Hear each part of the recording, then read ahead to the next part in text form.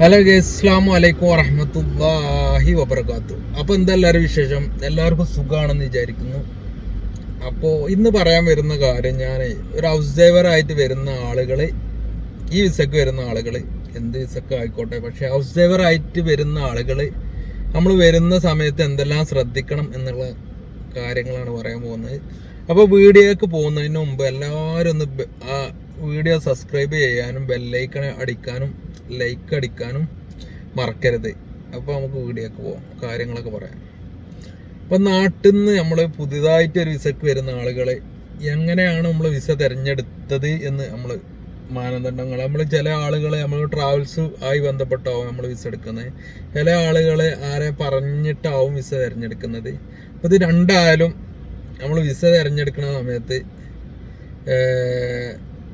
ശമ്പളം നമ്മൾ മസ്റ്റായിട്ട് നമ്മൾ അറിഞ്ഞിരിക്കണം. ഇത്ര ശമ്പളം കിട്ടും.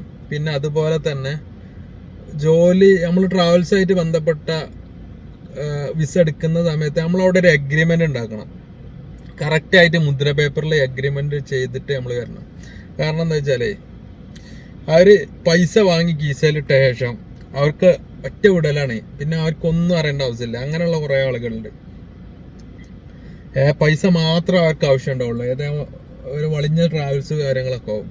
അപ്പോൾ നമുക്ക് ഓൽക്ക് പൈസ കീശയിലിട്ടാൽ മതിയാവും. പിന്നെ അവിടെ പോയി എന്തായാലും ഓൽക്ക് കുഴപ്പമുണ്ടാവില്ല, അവർക്ക് പൈസ കിട്ടിയാൽ മതി. അങ്ങനെ ലക്ഷ്യമുള്ള ട്രാവൽസുകളുണ്ട്. പിന്നെ കറക്റ്റായിട്ട് സർവീസ് നടത്തുന്ന ട്രാവൽസുകളും ഉണ്ടാവും.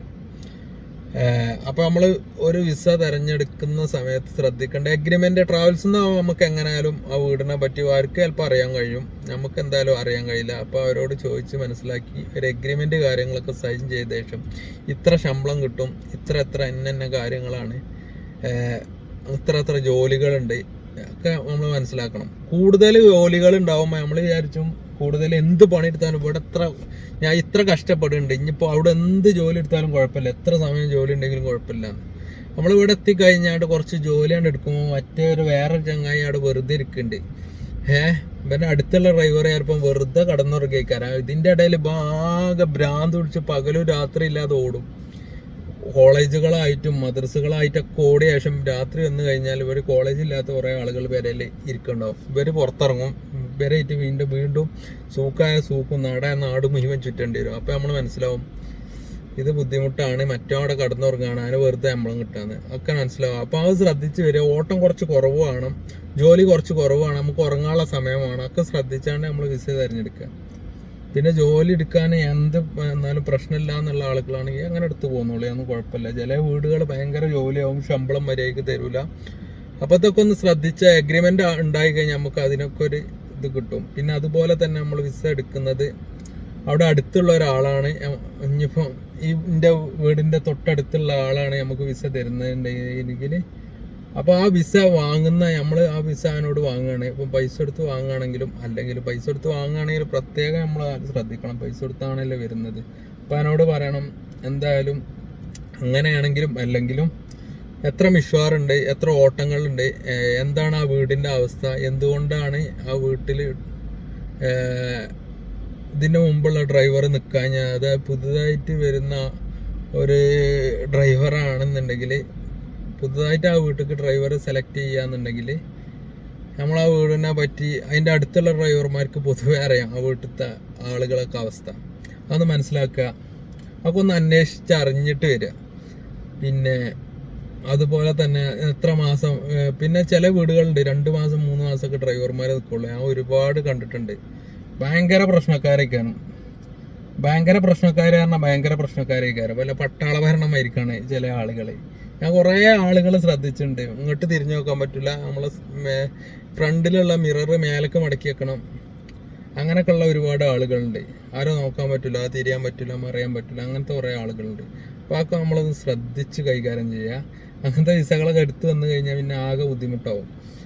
പിന്നെ ഒന്ന് മനസ്സിലാക്കുക അത്ര ശമ്പളം ഉണ്ട്, ശമ്പളം കാര്യങ്ങളൊക്കെ മസ്റ്റായിട്ട് നമ്മൾ മനസ്സിലാക്കി ഇതാവണം. പിന്നെ ഇവിടെ കഴിഞ്ഞാൽ ചിലവർ പറയും ഇവിടെ കഴിഞ്ഞാൽ പല ആളും നമ്മളെ തലയിൽ മുളകേറ്റി തരാനുണ്ടാവും.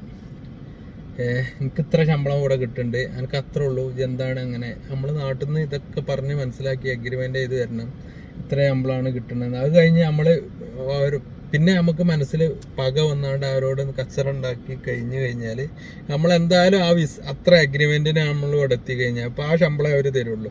കൂടുതലായിട്ട് നമ്മൾ ചോദിക്കുകയാണെങ്കിൽ സമയം കഴിഞ്ഞാൽ കുറച്ച് കാലം കഴിഞ്ഞാൽ അവർക്ക് നമ്മൾ ഇഷ്ടപ്പെട്ട് കഴിഞ്ഞാൽ പിന്നെ അവരിങ്ങനെ ഇഷ്ടപ്പെട്ട് കറക്റ്റായി കഴിഞ്ഞാൽ ശമ്പളം കൂട്ടിത്തരും. പല വിധത്തിൽ നമുക്ക് പൈസ ഉണ്ടാക്കാൻ കഴിയും. പല വിധത്തിൽ പറഞ്ഞാൽ നമുക്ക് ചില വീടുകളാണെങ്കിൽ നമുക്ക് പുറത്ത് ചില ഫ്രീ ആയ സമയത്ത് എന്തെങ്കിലും ജോലിയൊക്കെ കണ്ടെത്തി അങ്ങനെയും ഉണ്ടാക്കാൻ കഴിയും. അങ്ങനെയൊക്കെ നമുക്ക് ഉണ്ടാക്കാം. അപ്പോൾ നമ്മളൊന്ന് മനസ്സിലാക്കുക. ഇപ്പോൾ ജോലി ചെയ്യുന്ന സമയത്ത് നമ്മൾ ഇവരെന്തേ ജോലി ചെയ്ത് പറയണെങ്കിൽ വണ്ടി ഒന്ന് കഴുകിയിട്ടാന്ന് പറഞ്ഞാൽ നമ്മൾ എനിക്ക് പറ്റില്ല എന്ന് പറയുന്നതിനായിട്ട് നല്ലത് ഞാൻ ശ്രമിക്കാം, ഇന്ന് എനിക്ക് ഇത്ര ഓട്ടമുണ്ടായിരുന്നു, ഞാൻ ഇൻഷാ അല്ലാഹ് എന്ന് പറയാം, ഞാൻ നാളെ രാവിലെ 9 കഴുകിയിട്ടാന്നൊക്കെ പറഞ്ഞു കഴിഞ്ഞാൽ ഇവർക്ക് മനസ്സിലാവും. അല്ലാതെ ഇട്ട് കഴിഞ്ഞാൽ നമ്മളോട് എപ്പോഴും അവർക്ക് ദേഷ്യമാകും. നമുക്ക് എപ്പോഴും എന്തെങ്കിലും ഒരു പണി തരണം എന്നുള്ള ചിന്തയിലേക്ക് വരാം അവരായിട്ട് ഇങ്ങനെ സെറ്റായി നമ്മൾ അറബിയൊക്കെ പഠിച്ച് അവരായിട്ട് നല്ല ചേൽക്ക് ഇടപഴകിയാൽ അവർക്കും നമുക്കും മര്യാദയ്ക്ക് പോവാം. നല്ല രീതിയിലാവും നമ്മളോടും തിരിച്ചിടപഴകുക. അപ്പോൾ അതൊക്കെ ഒന്ന് ശ്രദ്ധിക്കുക. അപ്പോൾ വീഡിയോ കാണുന്ന എല്ലാവരും ഞാൻ പറഞ്ഞ ലൈക്ക് ഷെയർ, ഇഷ്ടപ്പെട്ടാൽ ലൈക്ക് ഷെയർ സബ്സ്ക്രൈബ് ബെല്ലൈക്കണൊക്കെ അമർത്തുക. അപ്പം വീഡിയോ അവിടെ വൈൻഡപ്പ് ചെയ്യാണ്. അസ്സലാമ. അപ്പോൾ അടുത്ത വീഡിയോ ആയിട്ട് വീണ്ടും കാണാം.